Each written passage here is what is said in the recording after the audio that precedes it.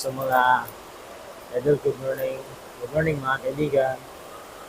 At manghingi sana ako ng kunting suporta lang sa madaanan ng video na ito. Pwede pa subscribe lang mga idol ang ating channel para naman na kahit pa paano makakatulong sa atin. Kunti lang naman. At saka mga idol, itong ano ko is pagbabahagi lang ng kalamang biblikal. Kasi sa ibang bagay, kung alam ko naman, kung hindi naman magustuhan, wala namang problema kasi hindi naman sa pilitan.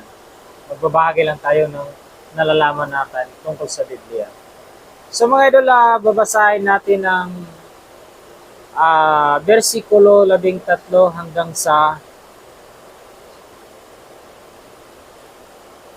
15. Ito ay paghiwalay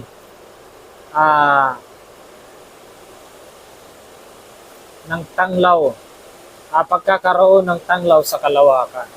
Pero ang tunay na ano nito mga idol is ang kasaysayan ng paglalang na mababasa natin sa Genesis Kabanata 1, versikulo 13 hanggang sa 15 mga idol. Nagkaroon sa 13 mga idol, nagkaroon ng gabi at nagkaroon ng umaga ng ikatlong araw. Sinabi ng Diyos, magkaroon ng mga tanglaw sa kalawakan ng langit upang ihiwalay ang araw sa gabi.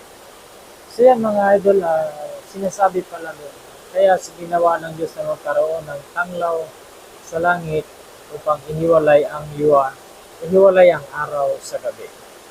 So, napakaganda. Napakaganda ng plano ng Diyos para sa mundo. Ipagpatuloy natin mga idol.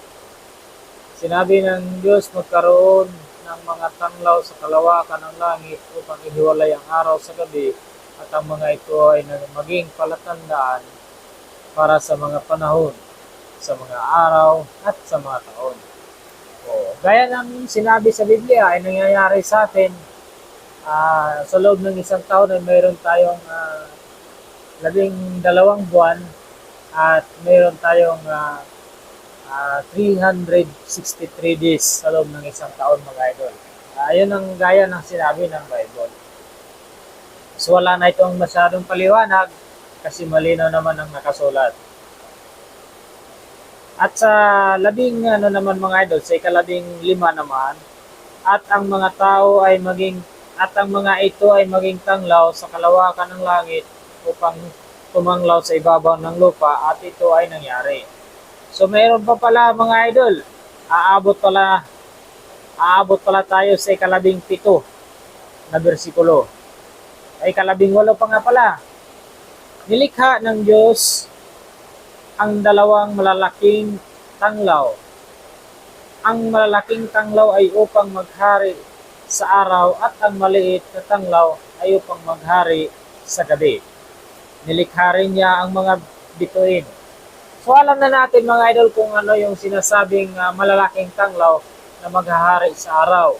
Yun ang sinasabi na si Haring Araw. Kadalasan sa mga mga eskwelahan, tinuturo sa mga estudyante gamit ang sensya. So, ang naman ang sinasabing hari ng gabi, yun ang siguro ang sinasabing buwan na siya nagbibigay ng liwanag tuwing gabi, mga idol. So, ipagpatuloy natin mga idol kasi mahaba-haba pala ito. Ika-17 versikulo sa unang kabanata ng Genesis. Ang mga ito ang inilagay ng Diyos sa kalawakan ng langit upang tumanglaw sa ibabaw ng lupa. So, yun pala mga idol ay inilagay niya sa ibabaw ng langit. Yung mga bituin, yung mga buwan para tanglawan ang ibabaw ng lupa. So, lahat ng nilalang na nandito sa lupa ay magkakaroon ng liwanag kahit gabi. So, magpatuloy tayo mga idol sa ika-18 na bersikulo sa unang kabanata ng Genesis. Upang mamahala sa araw at sa gabi at upang ihiwalay ang liwanag sa kadiliman at nakita ng Diyos na ito ay mabuti.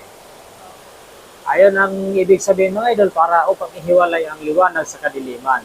Kaya nagkaroon ng haring araw at nagkaroon din ng haring buwan. Sabihin na lang natin haring buwan. So mga idol ay magpapatuloy tayo sa unahan. Pero hanggang dito lang muna tayo ng bersikulo. Din magpatuloy na naman tayo sa main bersikulo. Bye-bye mga idol.